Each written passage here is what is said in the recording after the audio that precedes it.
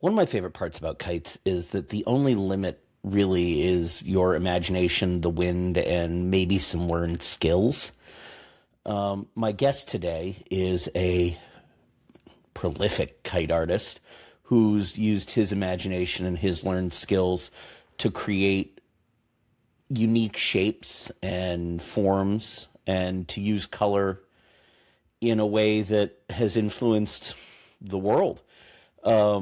His start wasn't in art kites, and yet that's probably what he's best known for. My name is Jesse. This is the Pilots Meeting. Welcome to Skyrider Limited. Today, I'm joined by Robert Brasington.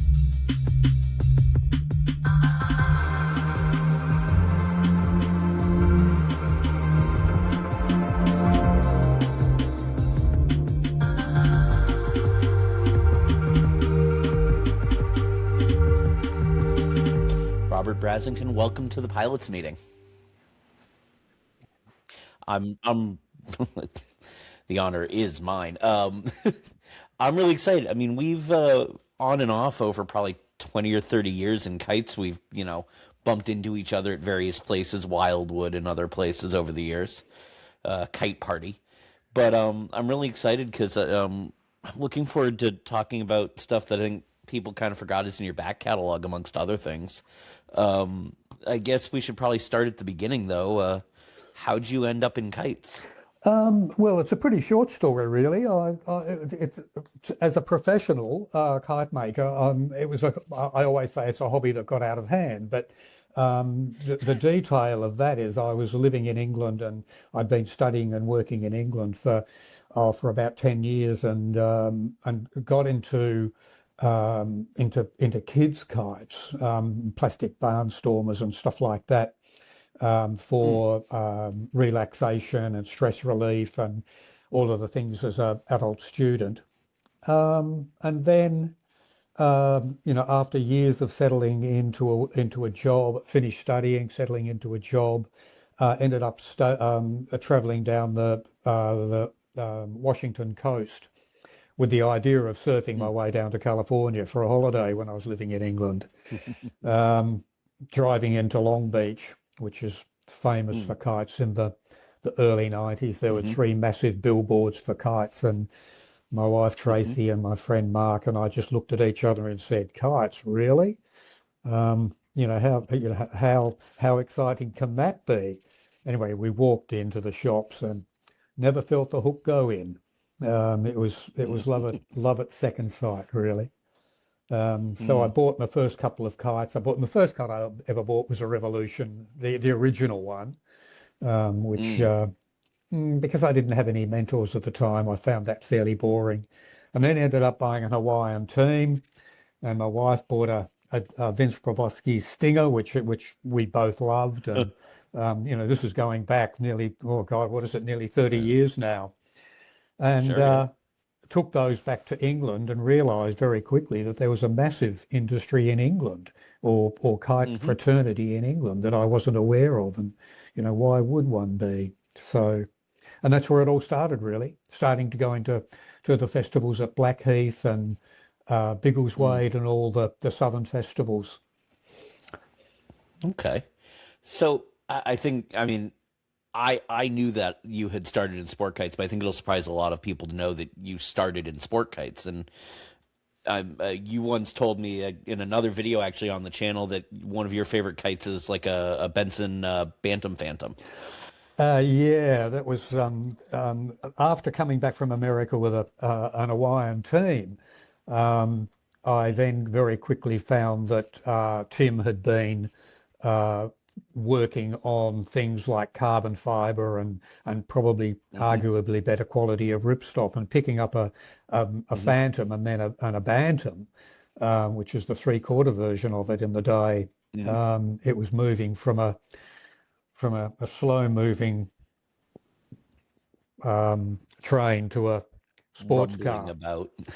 and Yeah. and that's really when I thought that there was more to the current crop of kiting, and I believe that there was no one around at the time that was really doing what Tim was doing in the precision and the accuracy Mm.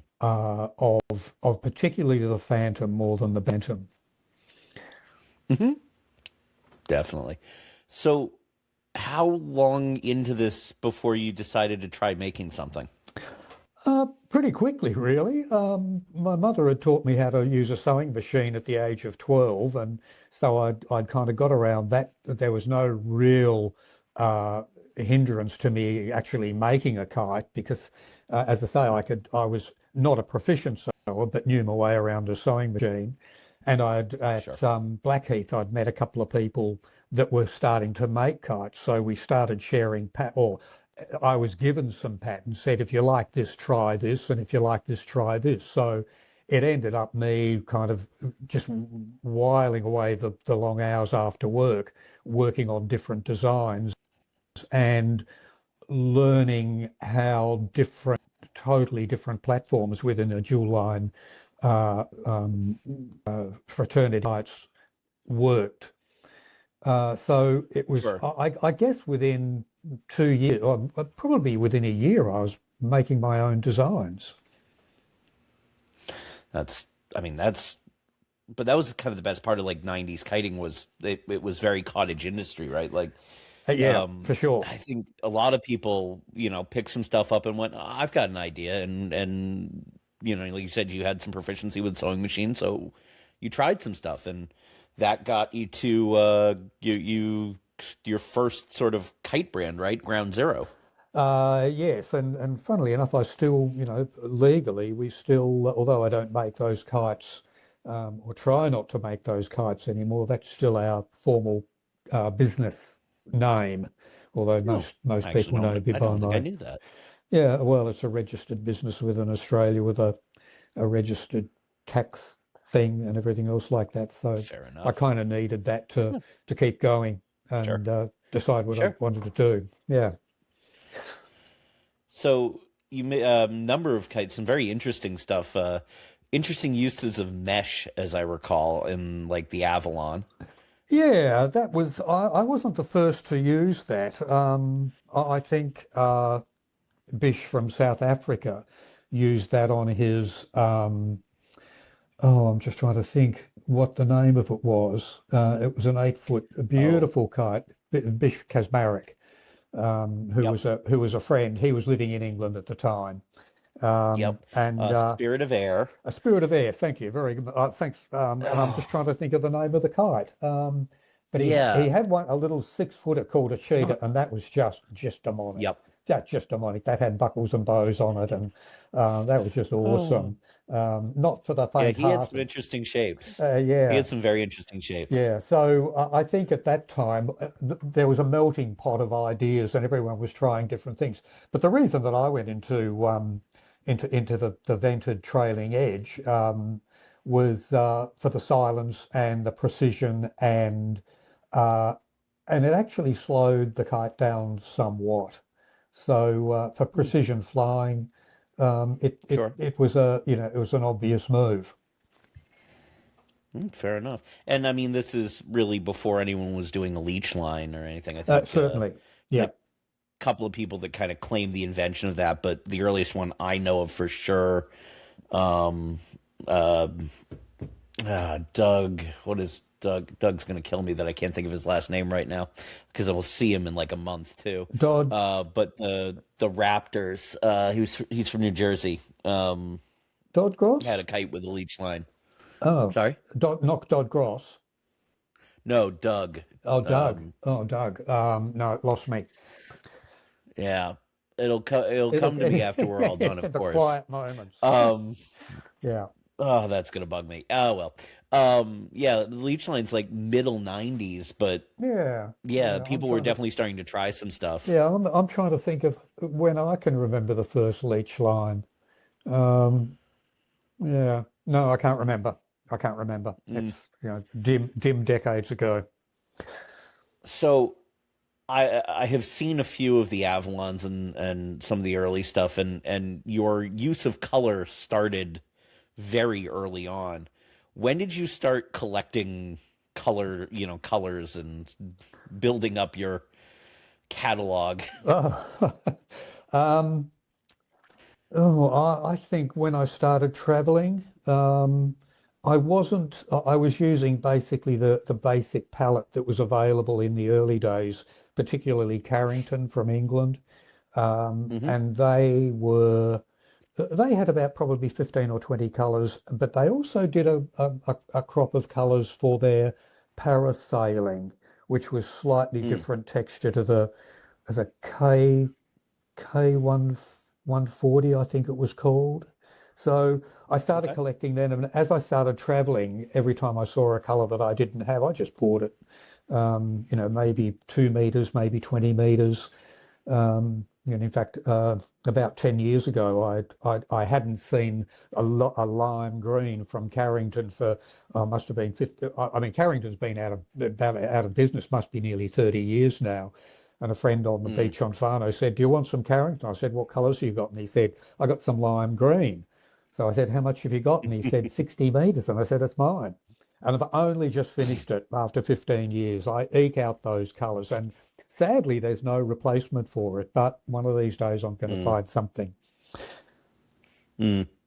Have you ever tried dyeing your own? No, no, I'm. Fair enough. It's a messy business, and getting good, Hmm. clean, vibrant colours. I find looking at the colours that are dyed, they seem to be fairly subdued, and they don't really pop. I think they're great for faces and photorealism, but for something that really shines and pops in the sky, um, I'm using I'm just using standard colors and doing a lot of spraying and have done for about 10 years now. Okay. Traditionally it's been Design Master, but I'm trying Sure. the new a new, or to me a new spray that the graffiti guys use, looking for Oh, color that's cool. fastness. Very cool. So, when did you start transitioning from sport kites to single line? Around about 1998. So I I went to a festival in Bondi for my first one in 1997, no, 1996, as a Okay. dual line flyer. And then, or even when I lived in England, I had a love of single line kites.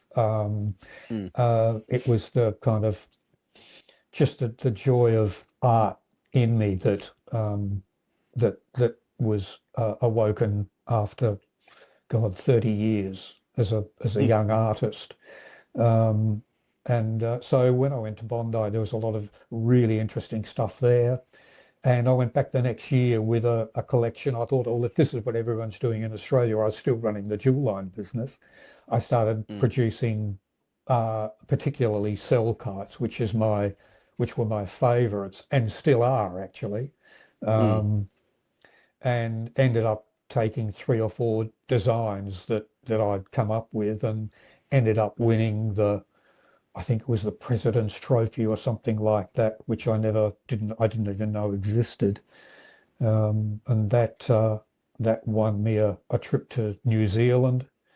And at the same time, when I was in New Zealand, met a who has become a lifelong friend who invited me to an event in Germany, and that's where the international connection started. So it was all through making single line kites that got my first international invitation. Sure. Well, and I mean, I would imagine since we were talking your color use already, I would imagine even the early stuff was pretty vibrant. You've One of my favorite things about your work is your use of color and the way it lights up in the sky. It has very stained glass effect, so I can only imagine that when you started showing up with that, because a lot of stuff was very solid colors.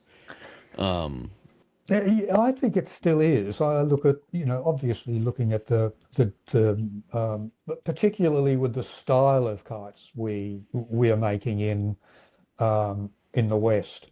They tend to mm, be primary colors. mm, But what I'm mhm, always looking at is architecture, different artists that I like, from the Bauhaus through to modern day.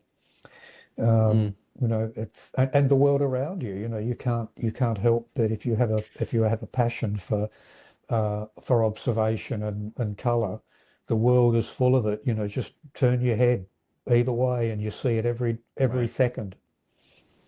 right. And you have very unique forms too. They're not you're not just churning out, Oha sheets or dazzles. Your shapes are yours and recognizably. Yeah, I guess that's something that's come with time, and I've always said that a lot of the designs are based around time and a time factor, and nothing is in isolation. Everything is a linear progression from something else.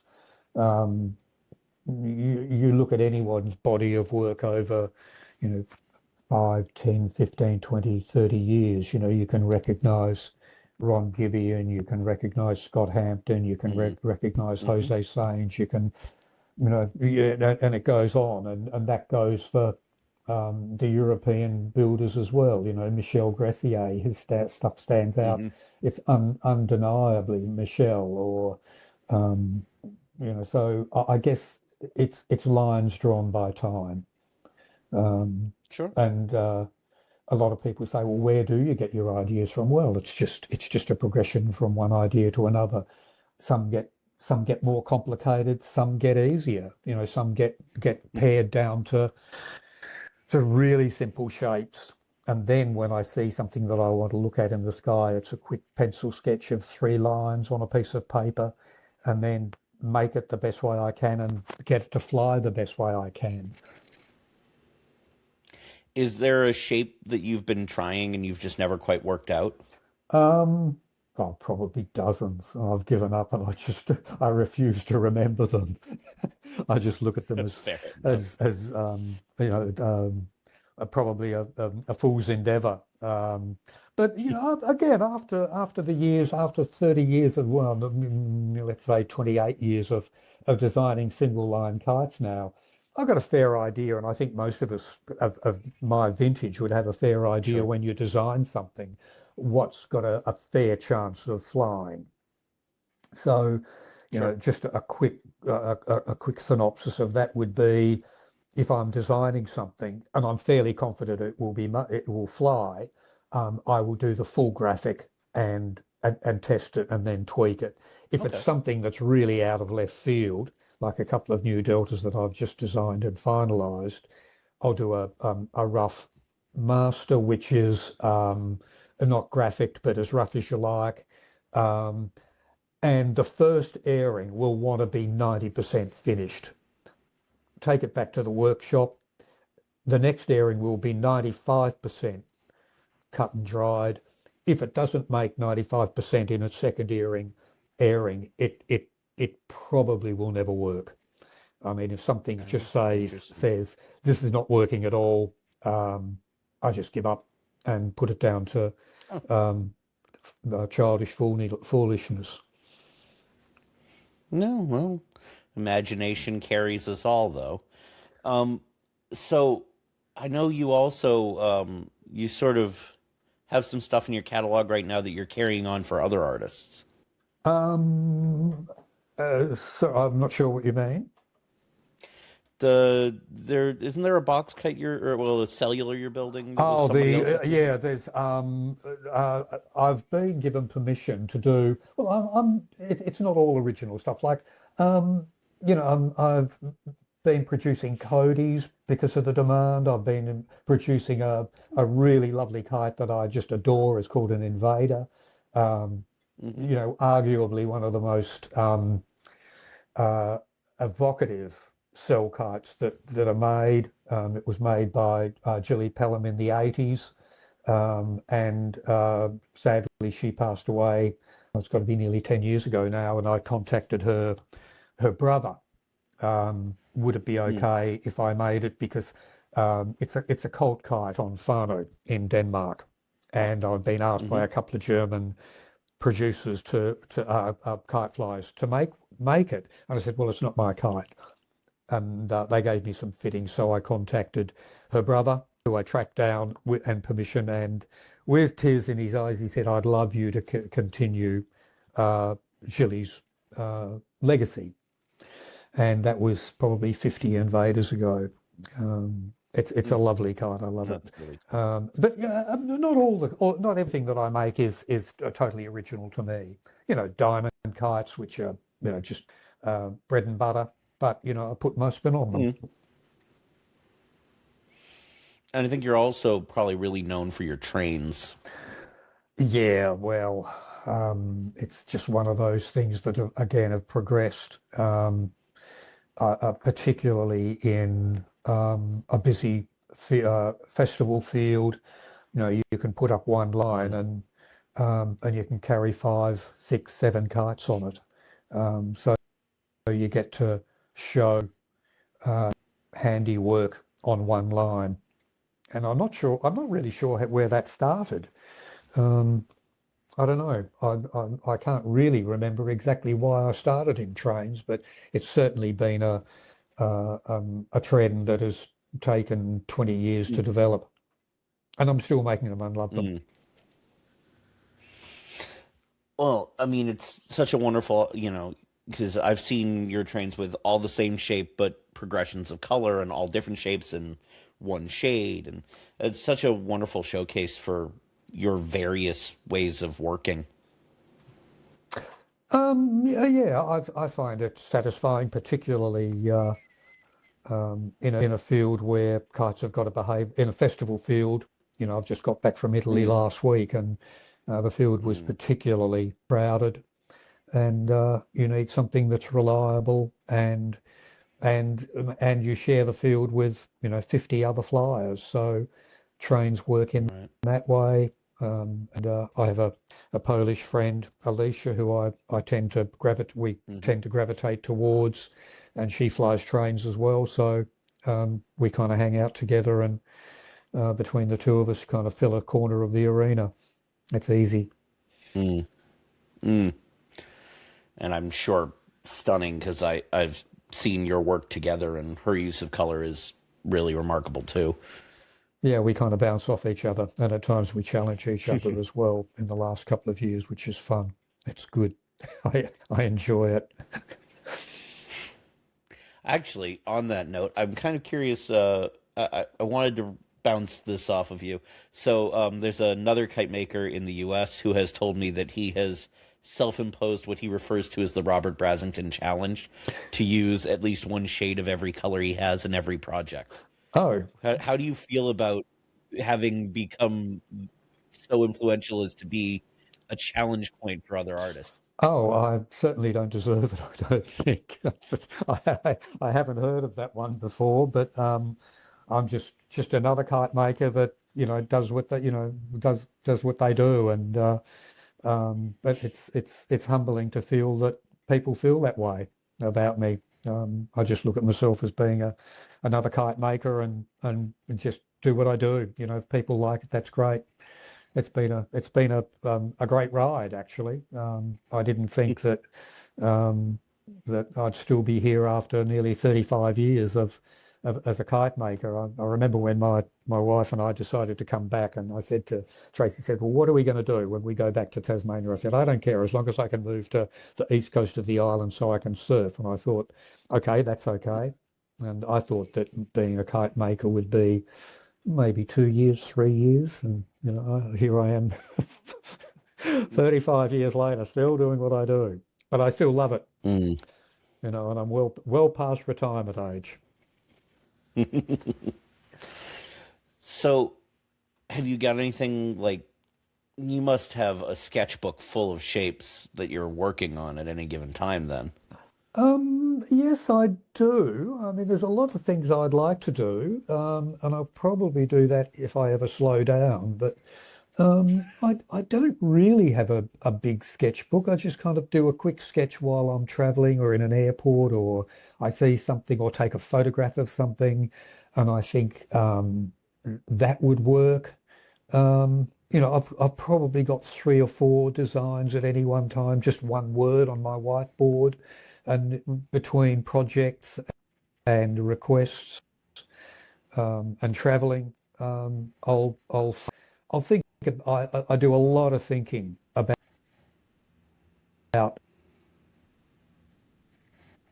is it possible? Is it Mm. flyable?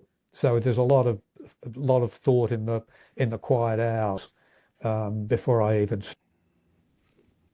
start. Is this again? Is this a fool's errand, or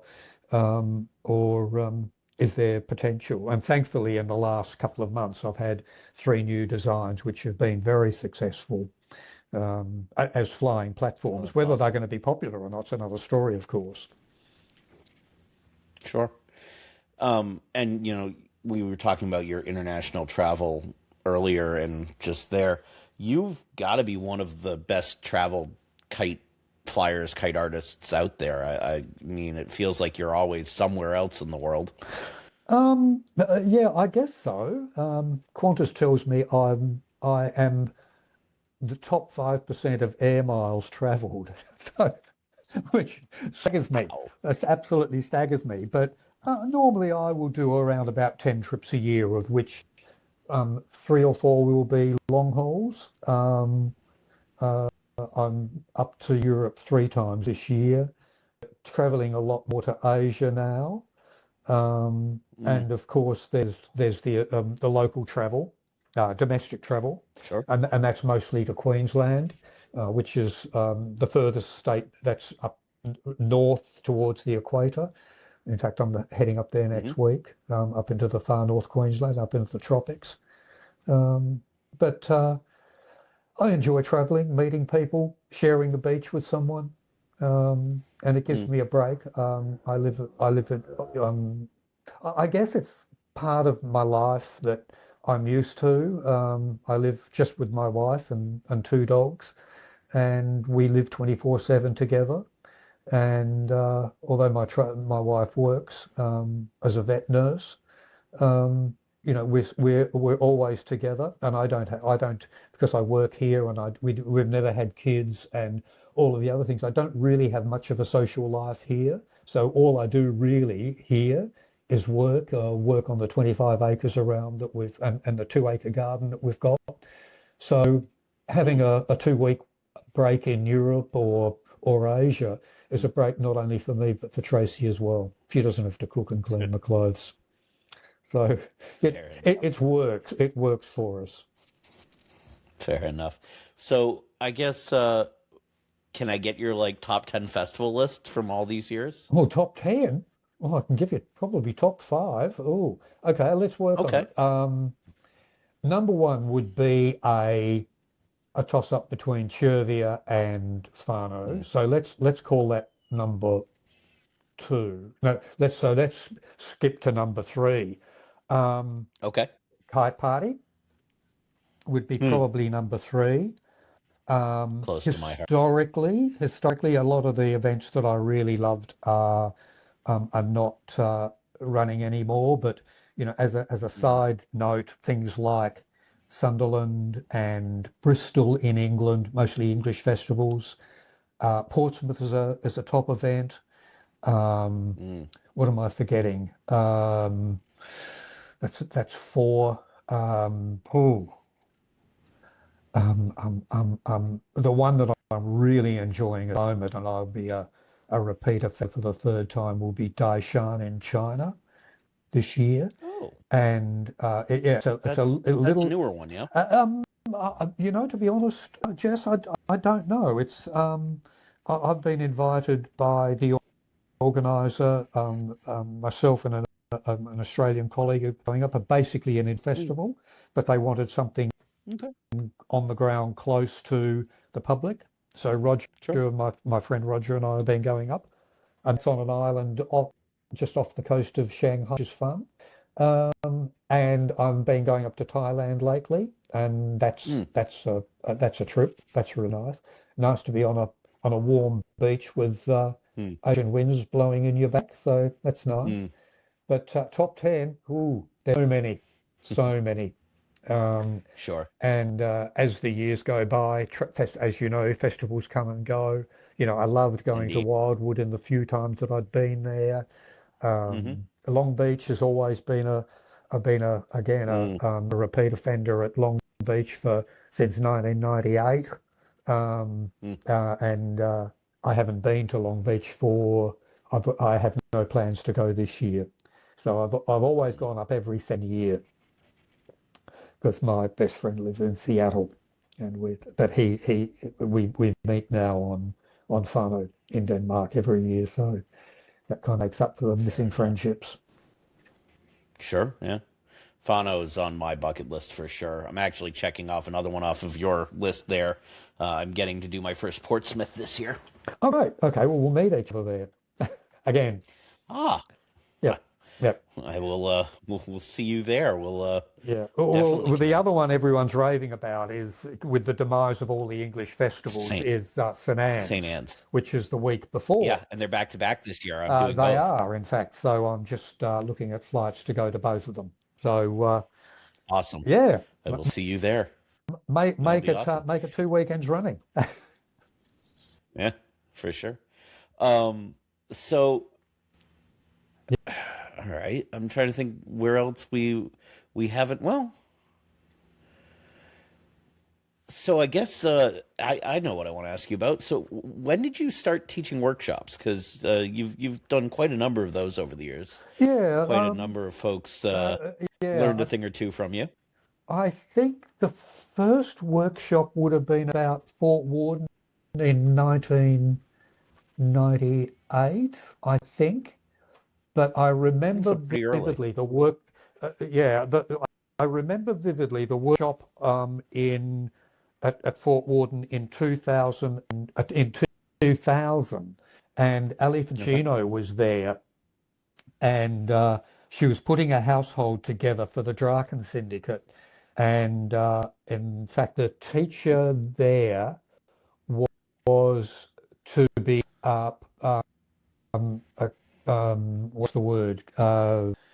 Sponsored by the Draken Foundation to go to Okay. Fano to teach on Fano was Robert Trepanier, who has become Mm, a dear and long friend. And she said, "We're putting a house together. If you would like to come, all you need to do is we're putting the car on, we're putting the house on, we're putting everything on. Just get yourself to Hamburg." And I just thought, well, Fano was always on my bucket list, so I got myself to Fano, and then that was the beginning of my German connection, which has been mm. again lifelong friends, um, and so I ended up in 2002 being the Dragon Foundation's uh, um, sponsored teacher to teach on Fano, and then came uh, not Fort Warden. I'd been doing regularly. Mm, UMake, which I think was hmm. at the time in Illinois was Maker at the time, and then it went into Okay. hiatus. And then workshops came thick and fast. I was doing workshops for kite clubs in the US and Britain and Germany. And although workshops now are not as it's something that I tend to not steer from, but um, it's a lot of preparation, a lot of mental Mm, energy, exhausting after 2 days, mm, to the point where I'm not looking for workshops. If somebody says there's a job, can you do a workshop on the back of a trip or something like that? I'll do it. But no, it's been nearly what? Um, it's been at least 20 years, 25 years since I've been doing workshops. They've been good. hmm. Is there anybody you would ever want to take a workshop from? Um, um, yeah, there's a lot of people I think I'd like to take a workshop. I'd like to do a workshop with Michel Gressier. Um, Hmm. I had the joy of having a workshop, um, pushed into a workshop actually with Alicia Sauska from Poland, and that was fun. And what Mm, a talent there.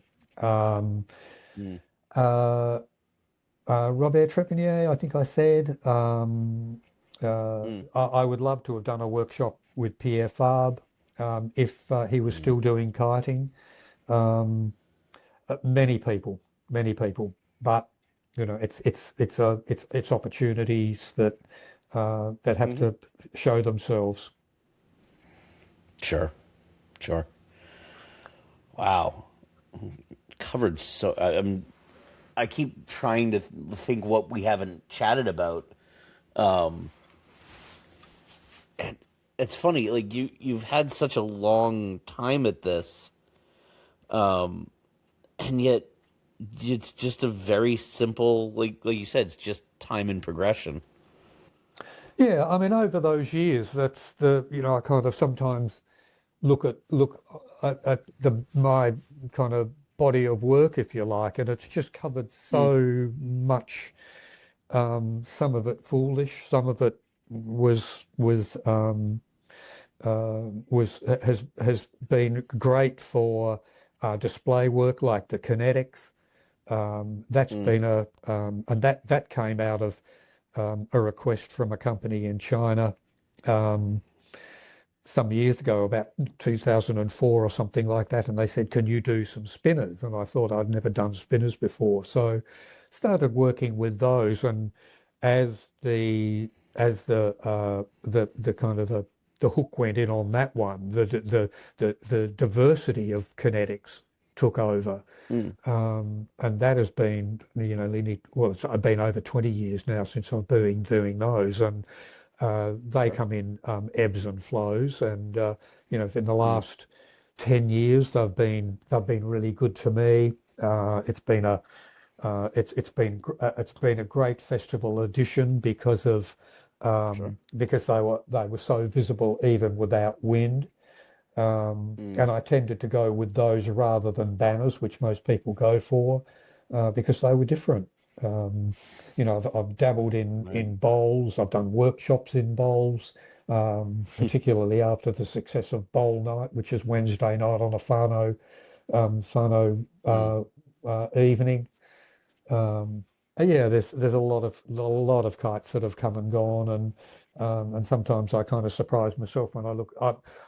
I do a year each year. I do every kite that's made goes is portfolio into its current year, and if I'm looking for mm. something and ideas, just going back over. I'm thinking, oh, what year did I do that? So I go into 2013, find the project that I was looking for, and then look at something else. I said, I can do something with that. So I was about to ask, do you ever want to revisit shapes? all the time, all the time. And and um, as I learn the craft and the art, I look at something and think, oh wow, I know how to fix that.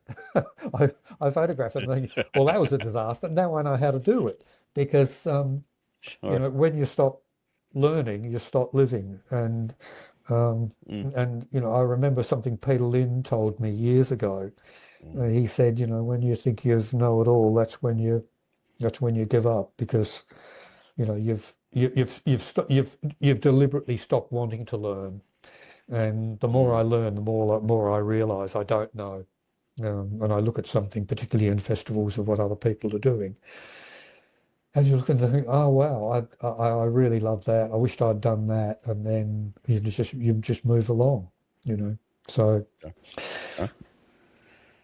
Is any of that fueled by like material changes and stuff? Do you ever go, oh boy, yeah, I'd love to do that with the materials I have now? no, I tend not to. When somebody's done something really, really, really that takes my fancy, particularly Mm, with the I call them the Euro girls, all of the all almost invariably all women that go to Chervia and work with paper mm, and fiber and unusual mm, fabrics, and it's nothing like we are doing. Um, mm, People like Anna Rubin, Claudon Belong, uh, Daniela Gitzman, just all of the other really beautiful, um, crafted art, flowing art. And mm, although I'd like to be doing that, I don't have the skill and the talent and the imagination to do that. That's a special gift that Mm, these girls have got. It must be in their estrogen, and I don't have enough mm. estrogen, or maybe I don't know. But it's I know I'm going to get shouted at here, but I think it's a girl thing. But I don't know any men that do it. Um, Mm. Yeah, I mean, yeah, maybe someday someone will show up, but yeah, yeah, I know what you mean. It's a very unique group of artists in that mixed media space right now, for sure. yeah, yeah. And coming from Chervia, I see it all the time, and Mm, we tend to hang out together, and we're all good friends, and they do their thing, I do mine, and um, yeah, I mean, there's things that I would like to be doing, but if I ever retire, I'll do it. At the moment, I'm mm, kind of comfortable doing what I'm doing. sure, yeah. Well, and I mean, with you've got stuff under license, your work is it's everywhere. So Yeah, and not that I'm looking. Excuse me, I'm just letting my dog out. Um, no, quite all right. um, Yeah, although I'm not particularly looking for an exit plan, as the Americans call it, I'm happy Mm, for. I'm designing for a couple of German companies and an American company, and just starting to work directly with a Chinese company. Excuse me, mm, where they will be ship. They'll be. I'm designing for them, and that will be going directly into the marketplace. So I've got four irons in the very fire on cool. that one, and that seems to be working reasonably well at the moment. But that's all works in progress. I'm very happy with all of the people I'm dealing with. I think that's probably the most important part if you're going to do all of that. It has to be a good relationship, or it's never going to work. Of course, yeah, yeah, yeah, and a trusting relationship as well. Yeah. Mm, I mean, hmm I think the thing there is that because we all know each other, we've all been friends to a greater or less extent anyway. So it's not something that's totally alien or out of left field. Right. And it's not like when businesses get together and, um, you know, business A has no understanding of what business B does. I mean, we're all friends and we've all been in the industry for decades. So it's just a matter, it's a Right. collaboration of friends that's working. Mm, fair enough. Well, I feel like we've kind of gone around your career a bit here. Um, so anything you're working on new that you want to talk about? I'm always, there's nothing particular that I'm working on at the moment. I'm trying to, currently I've got a couple of ideas that, I mean, nothing concrete, nothing really worth mentioning. I'm just kind of working through different um, you know, Fair enough. projects that are kind of really amorphous. At the moment, I'm just trying to get through my workload so I can get up to the tropics next week and then 2 weeks later head off to Fano. So and Mm, that's always kind of work. And but unlike some, and I've seen other people's sketchbooks, they're just full of ideas, and I wish I had that imagination. I just kind of muddle on from day to day and keep doing what I do. fair enough. So you said you're headed to the tropics up north, and then Fano. Where else can people find you this year? Well, I'm planning on well, I'm committed to St Anne's um, and Portsmouth. I Mm, haven't got anything and China, but I hmm haven't got anything airlines booked, any tickets booked because I have to go through the Middle East so I haven't got anything booked mm, for obvious reasons. right. And who It's knows a what's tricky spot to travel going through at the to moment. happen without Yeah. getting too Yeah. political.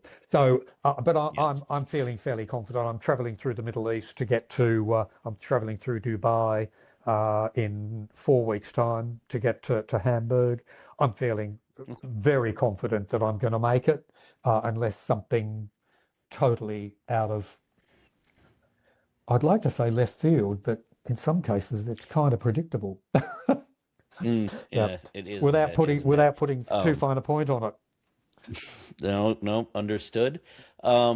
Cool. Where can people do you have social medias that people can follow along? Yeah, I've got a Facebook page under my name. It's pretty easy to find. Um, and that's about it really. And I don't do a lot of posting on the Facebook page. I kind of let other people do it for me because I'm lazy in that respect. I know I should do a lot more posting, but I kind of get a little bit squizzy about the amount of people post like every day on Facebook, Mm, and I get a little bit gun shy that I don't want to particularly be painted into that same category. So I tend to um, take it easy, but I've got a very active website, and I'm always working on that with new projects and projects that I'm posting for commissions that I've been doing for people. And although the okay. projects are posted, the names of the people aren't. It's that's confidential, but Okay. their initials are there. So um, yeah. So if anyone wants me, my website, robertbrasingtonkites.com, is always available, and there's a link there to contact me if anyone wants anything that they can't live without. And I do Fair deliver. enough. I do deliver. Well, Robert, thank you so much for the time for joining me. Oh well, thank you. Um, It's a pleasure to sit down and have a break and chat. the pleasure was mine. And to all of you out there for, tuning in, watching, liking, subscribing, sharing, thank you so much, and we will see you out there.